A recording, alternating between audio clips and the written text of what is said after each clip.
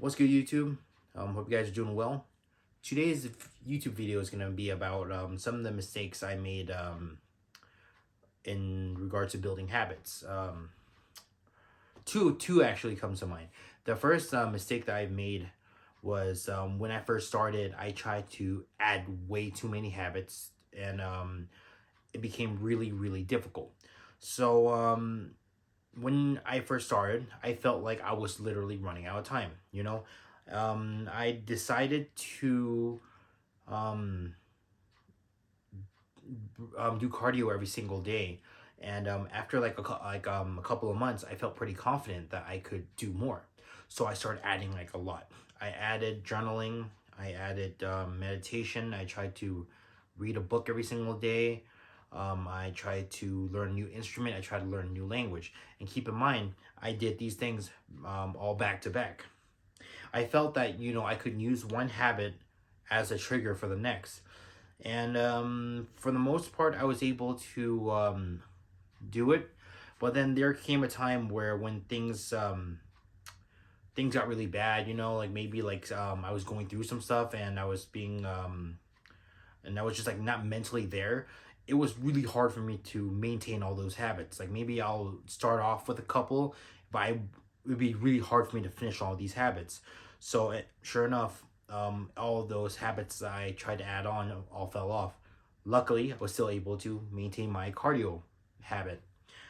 Then I tried again. You might have seen my video or not, where I tried to become an early riser. Woke up at 4 a.m., went downstairs, did all this extra shit, doing body weight exercises, drinking protein, then cardio, and all this other stuff. And I was able to do it. The reason I made that video was I did it for 30 days, and I'm like, yo, I did it for 30 days. It's more or less a habit now, right? And sure enough, the next time something happens, maybe I'll wake up and I'll be feeling groggy as shit. I was so tired, and I start dreading the whole process. I felt like it was just way too much, and then you start to doubt yourself, and then boom, I those habits start to fall apart, and I learned my lesson. So I was lucky though. I was still able to keep a couple of the habits that I found really important. So I decided, instead of trying to do all that, I'm just gonna stick with a couple. So the habit that still stuck with me till today was my cardio. So I still do cardio. I still journal, and recently I had running to the mix, because before I did my stationary bike only, but now I'm doing running, and then I alternate between running and doing a stationary bike. That journaling, and I do mock YouTube videos every single day where I don't post them. Yeah, so I started finding like little ones that that makes me happy. The ones am really interested in, and because of that, now like every single day I feel like more into it, instead of doing all these habits just because I feel like I needed to, or I had to, because of my past. One more mistake that I made was that I assumed when a certain habit um I assumed that after doing a certain habit for a while that it would be permanent. That if I put some that I felt that if I had put some time in, that since I can do it every single day without any resistance, that it would be permanent. And I started slacking off, and sometimes I would take a day off or two. So let's use my cardio habit as an example. So I was the first time I started my cardio habit, I only took about 3 or 4 days off that year, and that's because I was sick. I never actually chose to take a day off. So my track record was pretty good for the most part. I've never maintained a workout habit that long in my life before. So I was overconfident. I'm like, yo, I'm a changed man. Chances are, if I take another day off or two, I'll be able to maintain that habit, because it feels so easy to get started every single day. Oh boy, was I wrong. The moment I decided to take a day off, the very next day, the moment I thought about exercising, there was that procrastination.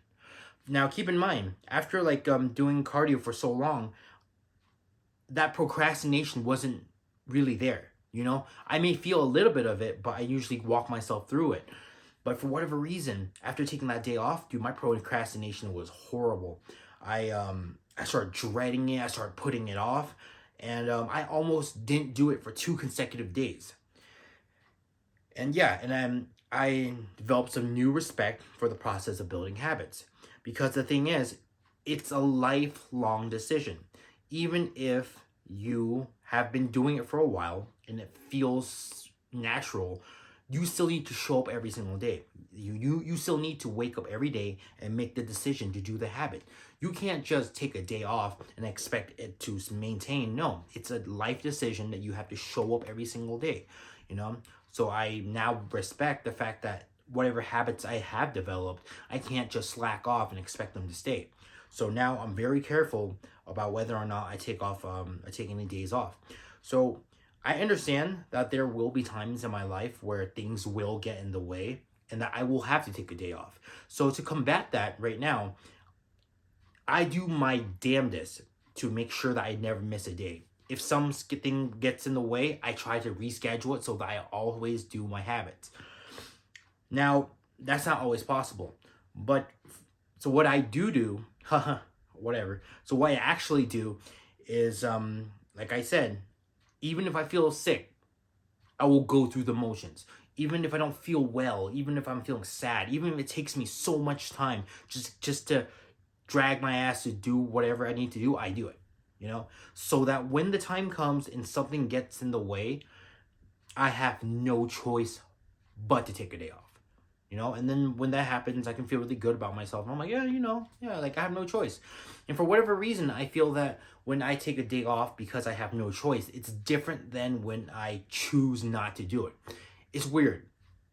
But for anyone who goes through habit change themselves, they will eventually understand. Yeah. All right. So that's pretty much all I had to say today. Thank you for listening, whoever's out there. Peace.